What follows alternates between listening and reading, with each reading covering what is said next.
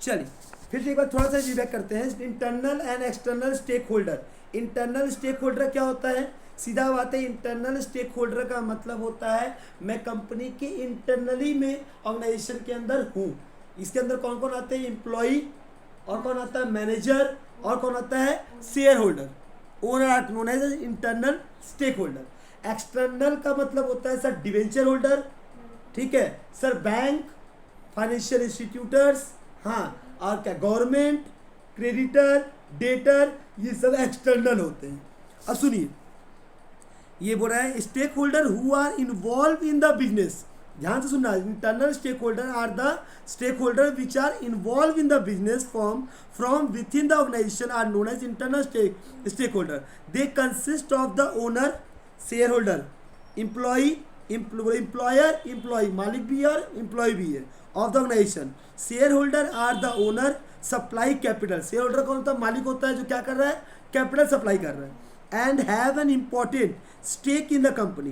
They assume the risk of the business and participate in the profit and overall management of the company. Employer means one who offer employment to other.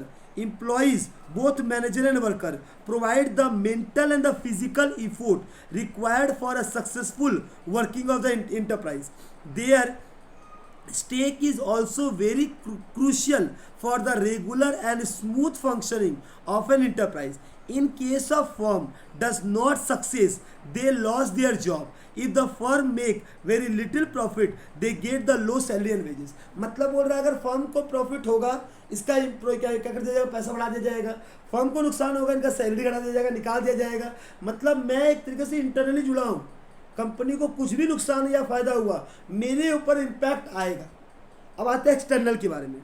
Stake holder who are contribute to the business enterprise from outside the organisation are known as external. याद रखना बेटा, जो inside the organisation है वो internal है, outside the organisation है वो external है। They consisting of creditor, supplier, supplier मतलब जो सप्लाई कर रहा माल, और dealer, competitors, government, local community, media and the society is all are known as external stakeholder. Stakeholder may be classified into primary and secondary.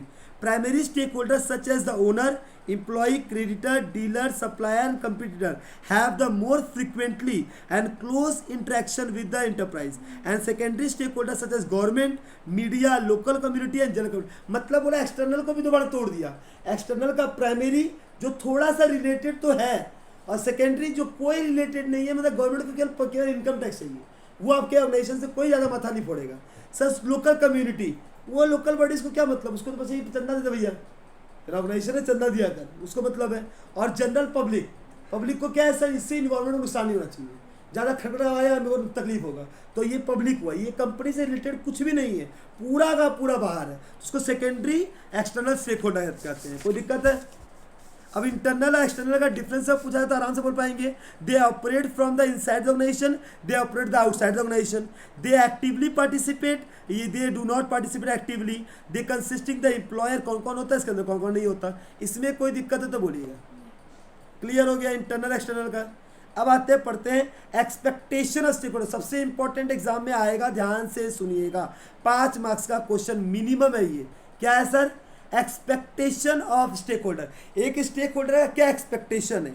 Every stakeholder group expect something from a business organisation. They expectation of a different stakeholder, different stakeholders and the state below. Expectation of हर एक stake holder का हम expectation बताएगा। Sir employ का क्या expectation है? Owner, sorry employer का owner, share holder and manager, all the 3 person are known as the owner. कौन? Owners is a employers, sir share holder employer, managers employer. ये तीनों क्या चाहता है? कंपनी जितना प्रॉफिट अर्न करेगा उसमें हमको उतना हिस्सा मिलेगा। सो ये ऑल द 3 पर्सन्स, मतलब शेयर होल्डर, हाँ मतलब क्या नाम तुम्हारा, ओनर्स, और तुम्हारा क्या हो गया sir, managers. All the 3 person are known as employer, they are known as employer. ठीक है सर, ओनर किसको बोलते हैं हम लोग? सर सोने बिजनेस में, हाँ। मैनेजर जो मैनेज कर रहा है, हाँ। और जो शेयर होल्डर जो मालिक की चीज़ को हम कहते हैं ज्वाइंट स्टॉक कंपनी में। Employers and share holder expect safety of capital contribution by them. उसके ये लोगों का क्या रहता है, हम जो कैपिटल लगा रहे हैं वो मेरा सेफ रहे, वो वापस हमको मिल जाए, वो पैसा डूबे नहीं। सब फेयर एंड रेगुलर रिटर्न, एक ROI होता है, रिटर्न ऑन इन्वेस्टमेंट। मैंने अगर 10 लाख दिया है, बैंक में जो ब्याज मिलता है उससे अधिक रिटर्न हमको मिले और अच्छा रिटर्न मिले कम से कम हमको। कैपिटल अप्रेजल, मेरा कैपिटल का वैल्यू बढ़े। और कंपनी का जिससे होता है ना, कंपनी का वैल्यूएशन, जब हम कंपनी को ज्वाइन किए थे 10 लाख का वैल्यूएशन था, आज कंपनी 100 करोड़ का हो गया। तो मैं जब अपना शेयर बेचूंगा तो मुझे 100 करोड़ का 10% मिलेगा, तो ये मेरी अच्छी बात है ना। हमें चाहेगा मेरा कैपिटल का इन्हेंसमेंट हो। फिर sir accurate, up to date, regular information about the working in financial health of company. Company का कैसा हेल्थ चल रहा है, कंपनी का क्या ग्रेड बढ़ रहा है कि ग्रेड गिर रहा है, ये इन्फॉर्मेशन हमको हर बार मिलता रहना चाहिए। Equal participation in the policy decision the company, company का जब भी कोई पॉलिसी डिसीजन हो इसको पार्टिसिपेट रखना पड़ेगा, इससे पूछना पड़ेगा। अब public image of the company by which they can be feel proud, public image होना चाहिए। जैसे हम तिवारी ब्रदर्स का नाम लेगा, अगर हम बोले भारत पेट्रोलियम का, रिलायंस इंडस्ट्री का, हाँ टाटा इंडस्ट्री, ये सब पब्लिक इमेज है, लोग इसको अच्छा नाम से जानते हैं, तो वैसा इमेज मेरा कंपनी। अगर हम कंपनी का मालिक है तो मेरा मकसद क्या होना चाहिए, इन सब चीज़ें हमको मिलनी चाहिए नहीं मिलनी चाहिए, पैसा मिले, मेरा कैपिटल का इन्हेंसमेंट हो, मेरा वैल्यूएशन बढ़े, हाँ हमको रिटर्न सही से मिले, कंपनी पब्लिक का इमेज अच्छा बने, हाँ मेरे को इस सब फायदा मिलना चाहिए। इसमें से कोई 4 पॉइंट अगर याद रखेंगे तो काम आपका हो जाए। सर याद नहीं रखना पड़ेगा, एज अ कॉमन सेंस की बात होती है। अगर कंपनी का आप ओनर है, हाँ तो क्या चाहेंगे कंपनी से कि जो पैसा मैं दिया हूँ उसका इन्हेंसमेंट हो, वैल्यूएशन बढ़े, रिटर्न हमको सही से मिलता रहे टाइम टू टाइम, हाँ मेरे को प्रॉफिट में, मेरे को क्या नाम है, इन्फॉर्मेशन जो कंपनी का क्या हेल्थ चल बताया चलता रहे, और फिर इक्वल प्रॉफिट में पोर्शन हमको मिलना चाहिए। इसमें कोई दिक्कत है? आवाज क्लियर आ रहा है? कोई प्रॉब्लम समझने में?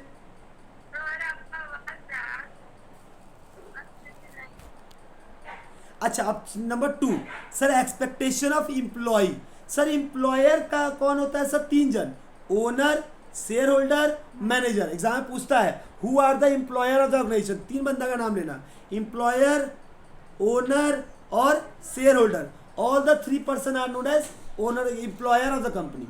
अगर तुमसे कोई पूछेगा सर एम्प्लॉय का क्या एक्सपेक्टेशन है, एम्प्लॉय का एक्सपेक्टेशन होता है कि मेरे को फेयर रिटर्न मिले, मतलब मेरा वेजेस सैलरी हमको जो मेरा अच्छा मिले, मेरे को वर्किंग कंडीशन अच्छा मिले। हाँ आइए पढ़ते हैं। बोला सिक्योरिटी ऑफ जॉब, मेरा जॉब से हमको निकाला ना जाए। जो कंपनी जॉब से एम्प्लॉय को बाहर नहीं निकालती उसमें आज जॉब करते जाते, TCS में जॉब करते हैं, ये परमानेंट सिक्योरिटी है और मेरा सैलरी बढ़ता रहेगा, इंक्रीमेंट होता रहेगा। फिर क्या बोले, security job and continuous service under the बोला कि कांग्रेसिव condition, a fair remuneration in the form of wages salary, safe and comfortable working environment.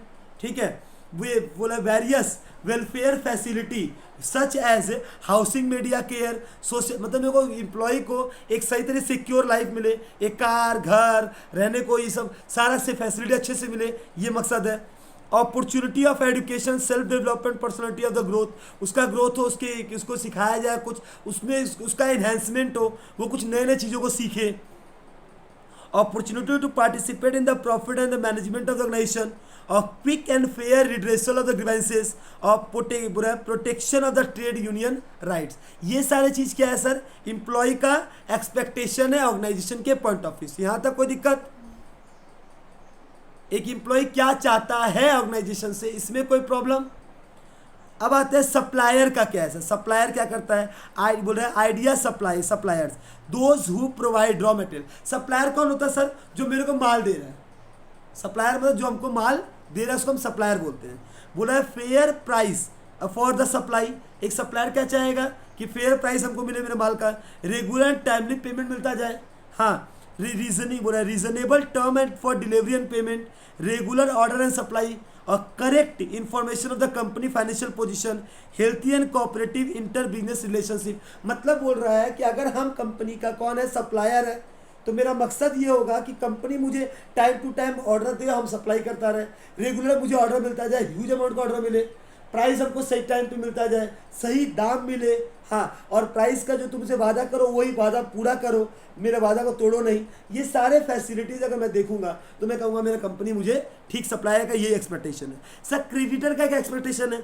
Safety of the loan give by them to the enterprise, regular payment of interest of the specified term, return of loan to the expiry और the specified time period. एक creditor अगर मैं company का हूँ तो मैं ये चाहूँगा कि मेरा पैसा जो तुमने लिया है या मेरे जो तुमने माल लिया है वो चीज़ मुझे क्या कर सही टाइम पे मेरा पैसा वापस कर दो, हाँ सही टाइम पे, और रिटर्न का इंटरेस्ट भी सही से हमको दे दो, उसमें कोई झमेला ना करो। ये सब मेरा क्या रहेगा, एक्सपेक्टेशन रहता है। अब सर एक्सपेक्टेशन ऑफ गवर्नमेंट का क्या है, to follow the law and regulations, government का रेगुलेशन फॉलो करो। सर सही टाइम पे टैक्स पेमेंट करती जाओ, अवॉइड द करप्शन नहीं करो, पब्लिक को नुकसान ना पड़ना चाहिए।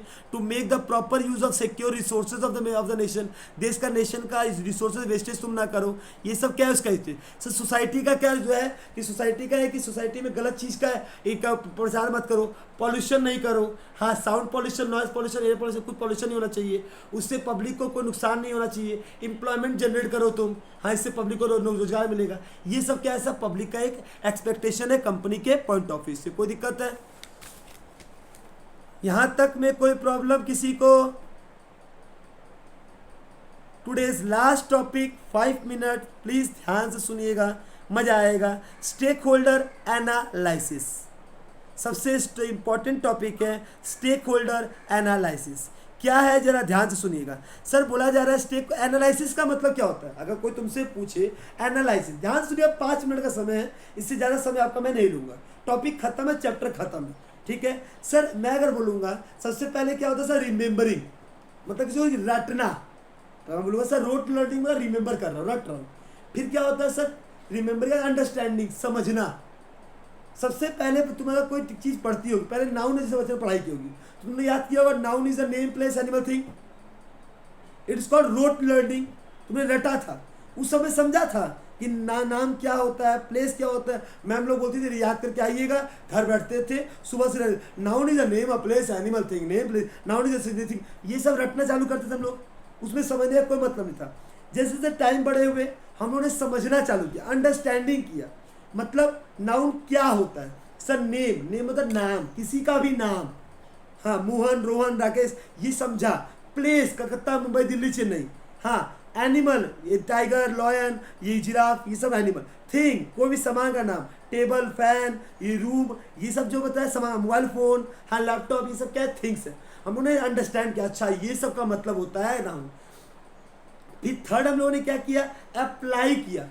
मैंने इस सारे चीज़ों को लेकर, सर ये नाउन है क्या बिल्डिंग, तो ये समझ आ रहा, तुमने अप्लाई कर रहे हो, तुम चीज़ों को रियल प्रैक्टिकल वर्ड से जोड़ रहे हो कि ये भी नाउन है, सर ये भी नाउन है, सर ये पर्स भी नाउन है, सर ये बुक भी नाउन है, सर ये फ़ोन भी नाउन है। तुमने ये क्या क्या अप्लाई किया, अब तुम इस सबको एनालाइज कर रहे हो। एनालाइजिंग का मतलब क्या होता है, खुद से समझना।